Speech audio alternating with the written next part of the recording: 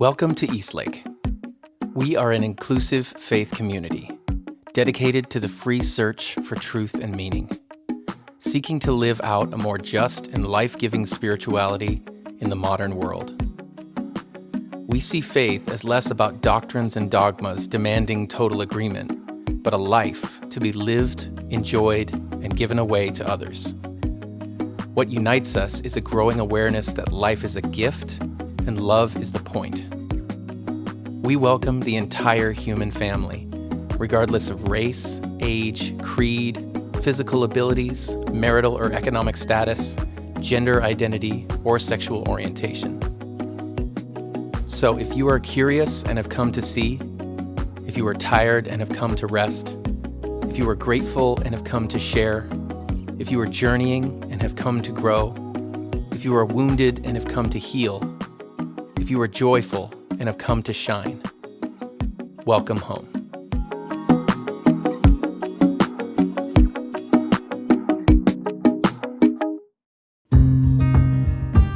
Today, we hear from Kiesha Yokers as she continues our series, Winter is Coming. Please check the description for links to our quarterly Spotify playlist and guided meditation.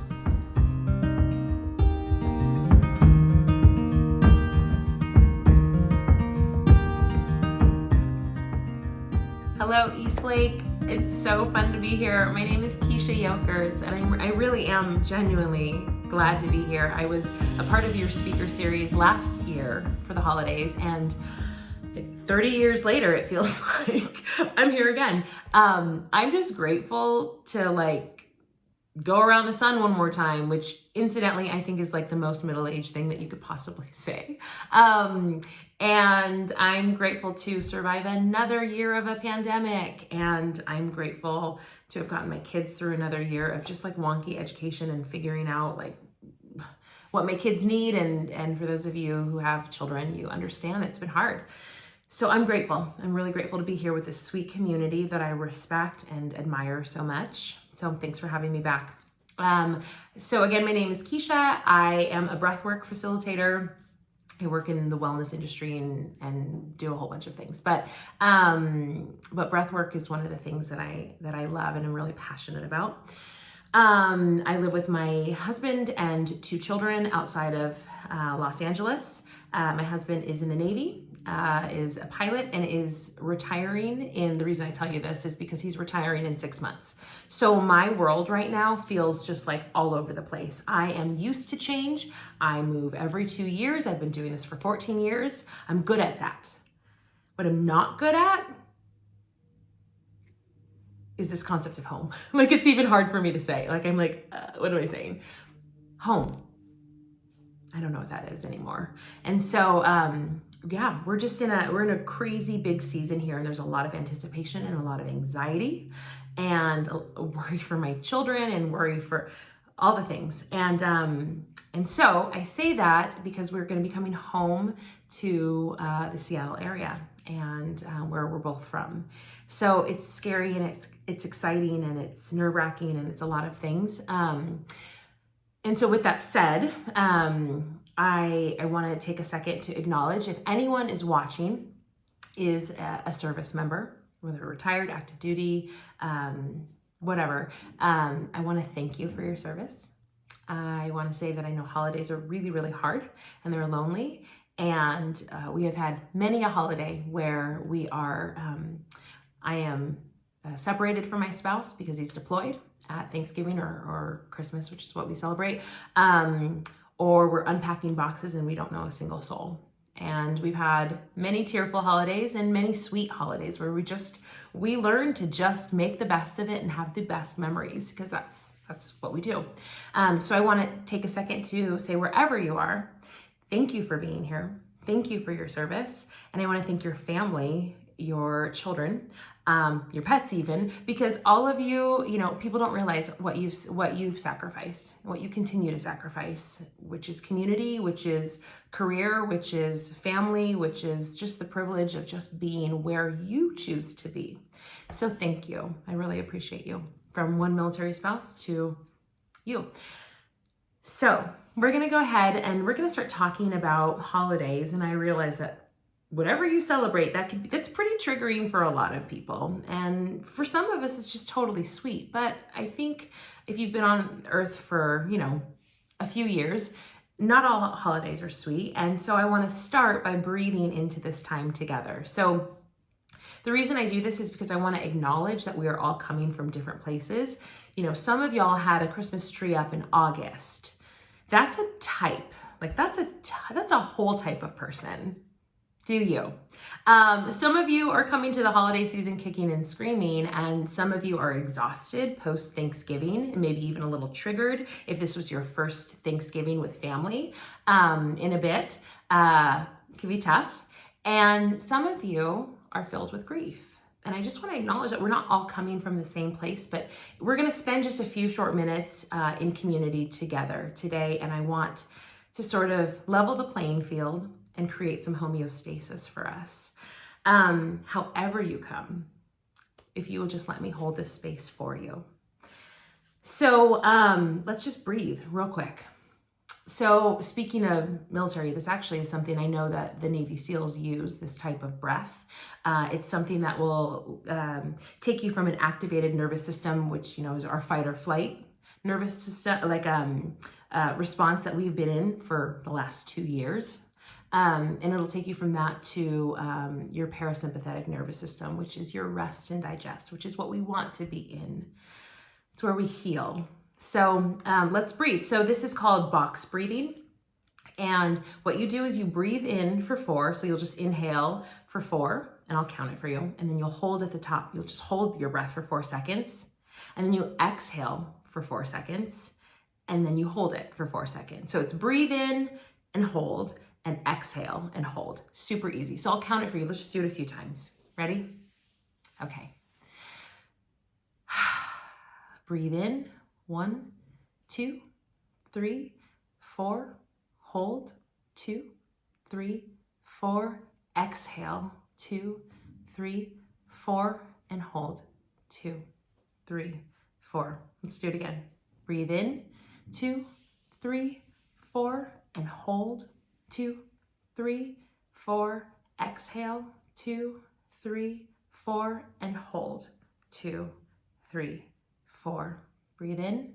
2, 3, 4. And hold. 2, 3, 4. Exhale. 2, 3, 4. And hold. 2, 3, 4.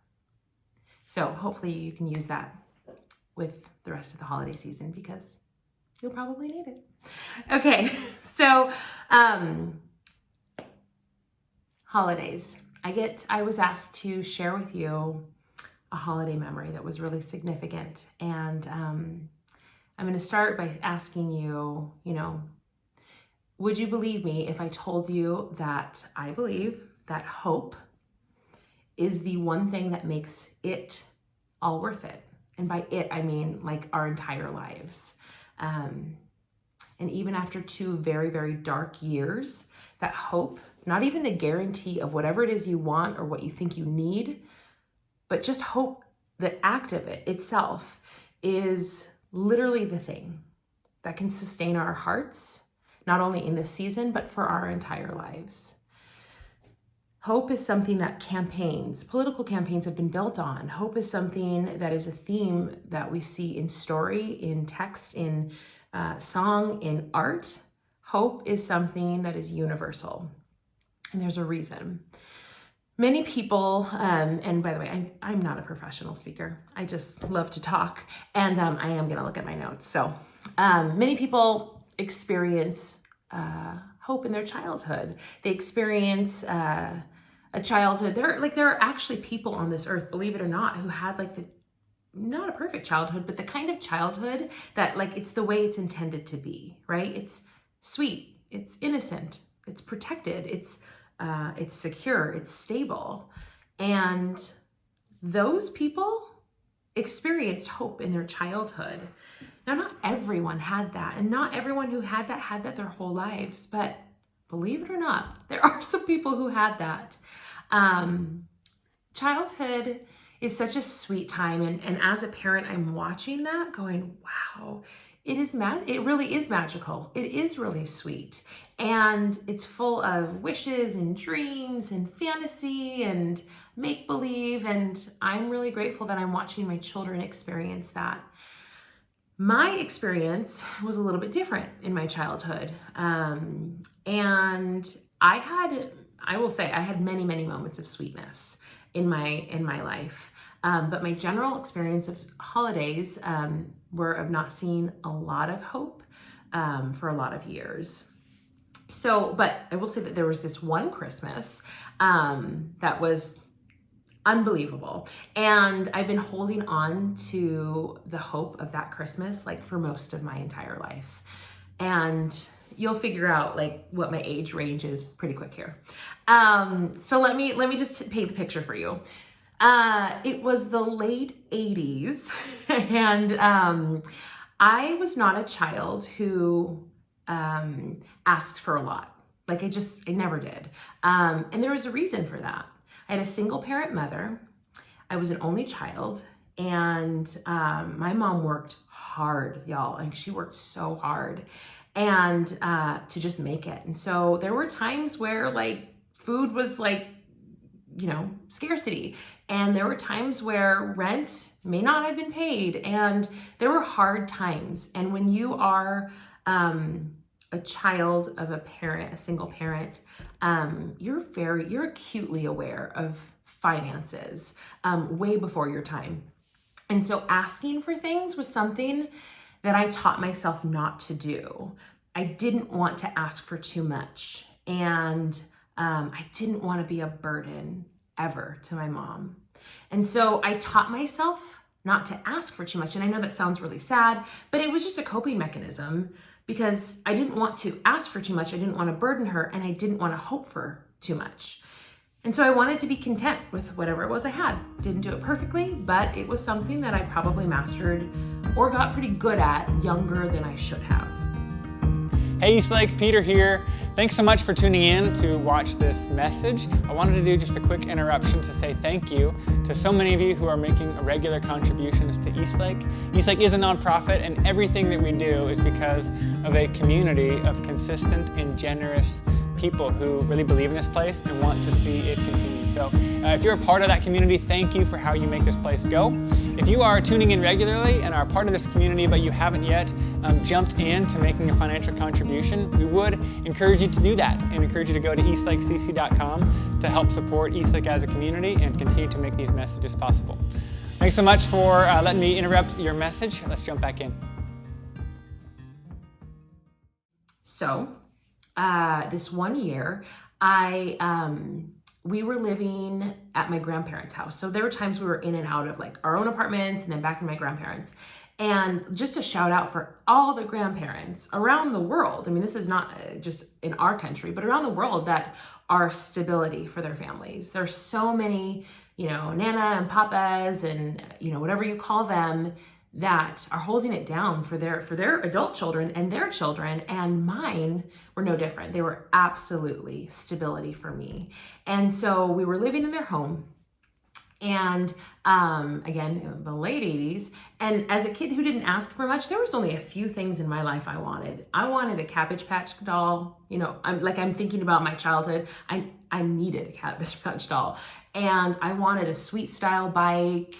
And there was only one other thing that I want. I mean, when I think of my childhood, these are the three things that popped to my mind that I was like, I wanted that in a way. I mean, maybe even more than I wanted my kids. I wanted a Cabbage Patch doll. But this one thing I wanted more than anything.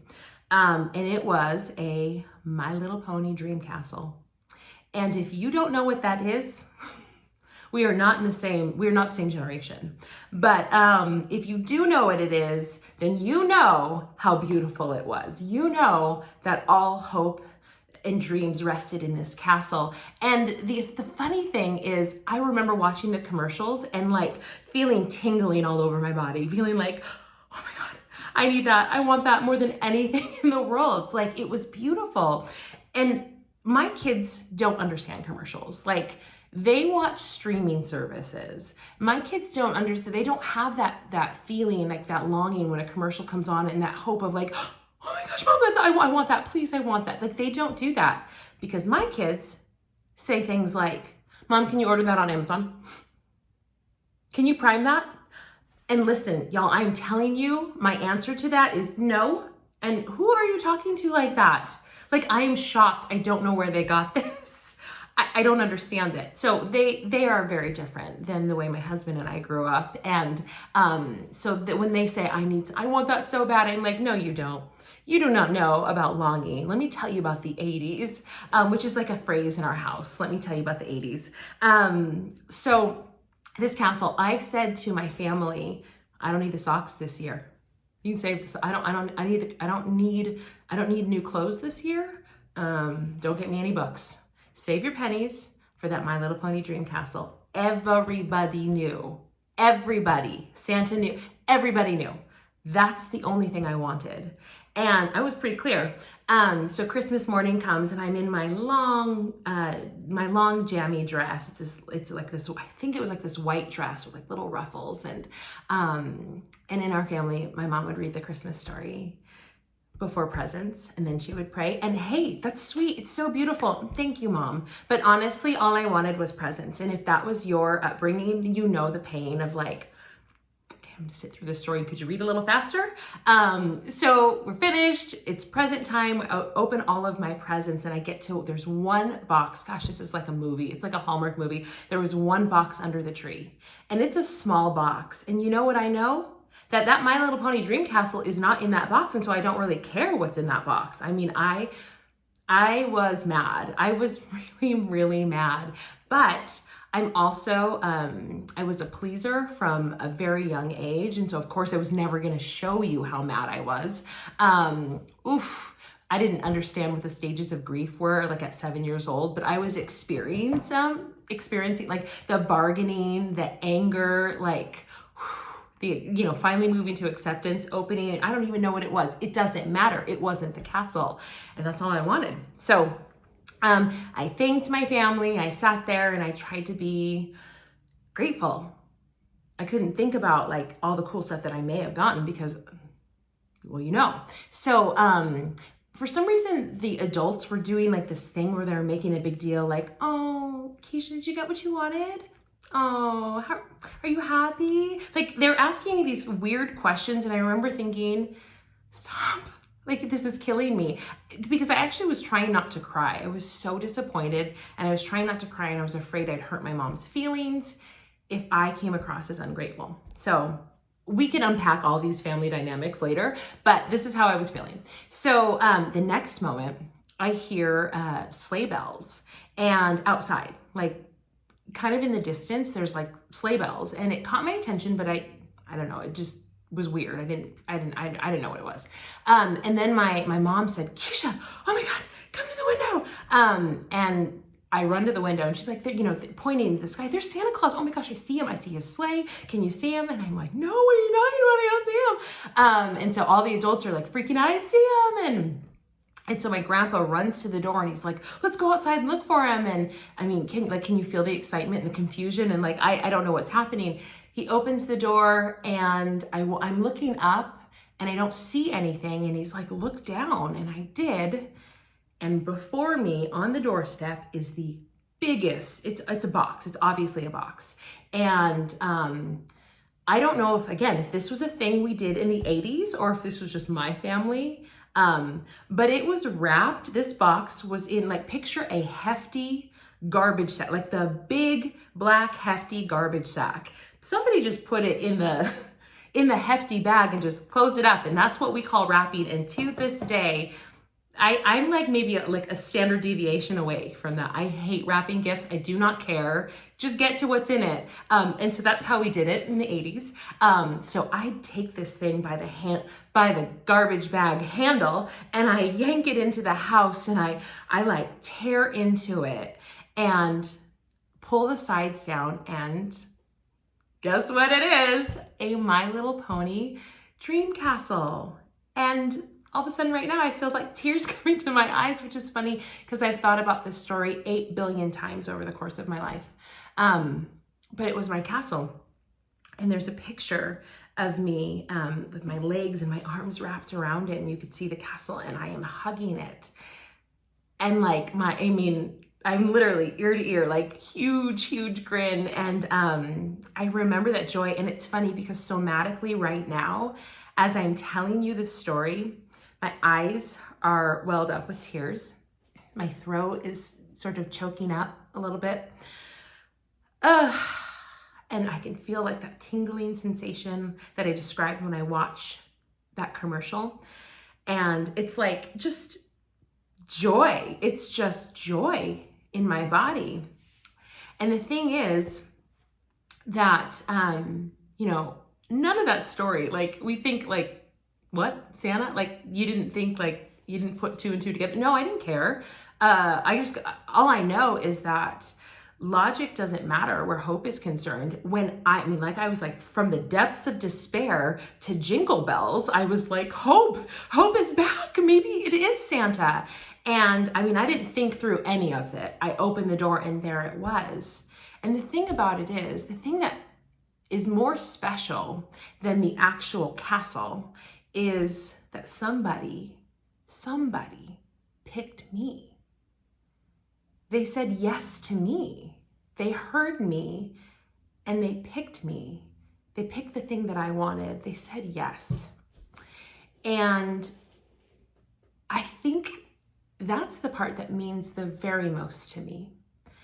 That anyone would have taken the time to do something so sweet and so special for me. And I think all children deserve it. That's how I treat my children. But yeah, like I said, a lot of Christmases weren't as sweet, but that one was perfect. And I have held on to that for the rest of my life. And so I guess what I want to say to you is that one Christmas did not make the rest of them perfect. It didn't make hardship go away. It didn't make money coming in the door easier. But what it did is it built in me a huge reserve of hope as a child. And that string of hope is what I held inside of me. And it's been a consistent theme in my life. When life proved to the contrary, when life looked like there was not a lot of hope around, it still survived in me. And that's something that we can hold on to for ourselves and for others.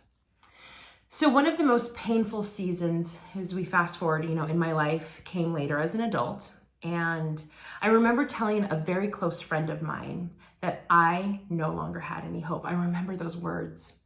I have no more hope. I'm done. And she said something to me that changed me to this day. She said, Kiesha, it's okay that you don't have any hope. It's okay. Because I have so much hope for you. And I will hold on to this hope for as long as you need until you're ready to take some back. I cannot tell you how profound that is. Sorry, I'm shaking the camera. I cannot tell you how deeply profound that was to me. There's nothing, magical about what she said. It's just that another person had so much inside that they picked me. They said, I will hold it. Let me hold all of this for you. There's so much here. I'm not going to push you. I'm not going to guilt you. But when you're ready to take a little, it's all here for you, sis. That meant everything to me. And what it did, I'm telling you, it gave me hope. It gave me hope to think that someone else had hope for me. That is powerful. And that's what hope can do for us. So I want you to think about this holiday season, the power of hope and having hope for yourself, and the absolute magic of adulthood is having hope for others and holding it for it. We can hold on to hope for a world that may not recognize hope anymore until they're ready to take it back. So maybe your story isn't a Christmas story or a holiday story. Maybe there's a story from your life that makes you hold on to hope even in the darkest time. I want to take some time to think about that. So let's just reflect on that. And I'm going to give us a couple of minutes to sit in silence, as awkward as it may be for personalities like mine, where I just don't like silence. But I want you to think about that. And if it feels all right, I want you to reflect on a time where there was hope that was really, really clear.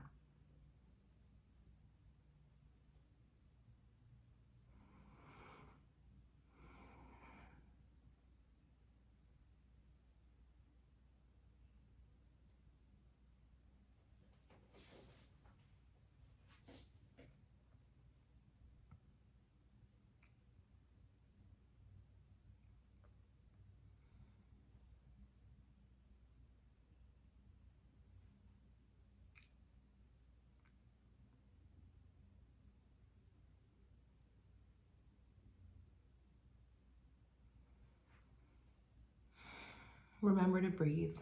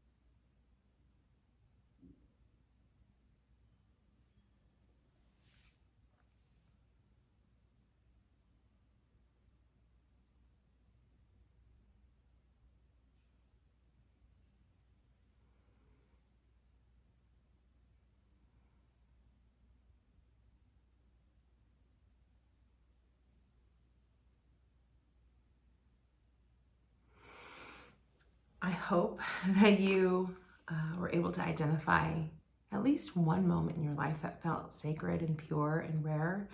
And if you weren't able to, I hope that, that this has started a conversation in your own mind. Maybe in your family, it'll start a conversation that'll help you search for a time where hope made a huge difference in your life. So let's close with a few deep breaths, or maybe a prayer in your own mind or aloud, whichever feels best to you. I have so much hope for us. I have so much hope for this world. I have so much hope for you. And if you do not have enough hope today, just know that I am holding on to it for you. And hopefully, no pun intended, hopefully that's something that sparks hope inside of you. Thank you so much. I hope that everyone has, now I can't stop saying it. I hope everyone has truly a wonderful holiday season that is healthy and that is safe and that's beautiful. Thank you so much. Take care, Eastlake.